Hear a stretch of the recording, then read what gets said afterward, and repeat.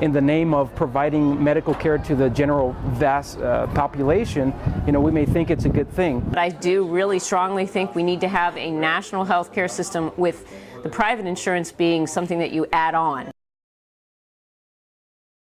There is nothing in the Constitution which allows the federal government to provide this type of medical service to the people of the country. It's just not there. There are some problems, okay, with so-called federalizing medical care, and as it is here in the United States, a lot of us practitioners, we have difficulties treating a lot of patients simply because we can't use a lot of the medications that are out there, and we can't use them because they're out of formulary or they may be too expensive, out of the reach of the general population. In this Obamacare, I'm just afraid that we're going to have one huge governmental HMO dictating what we can and what we cannot do.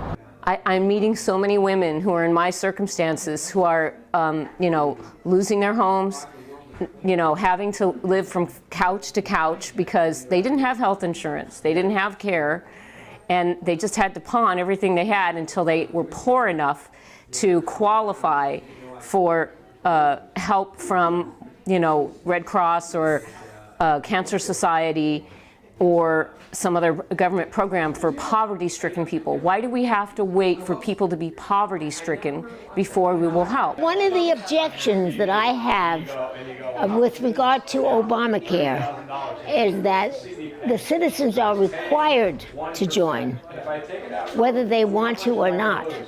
And that's what I'm opposed to, because that has to do with my freedoms and my liberties to make choices for myself.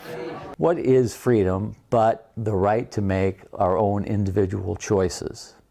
When the government regulates medical care, it is limiting the choices that we have. The money has to come from somewhere, so that's another thing that I'm worried about, not knowing that we have such a fiscal deficit, okay, and there's a lot of questions.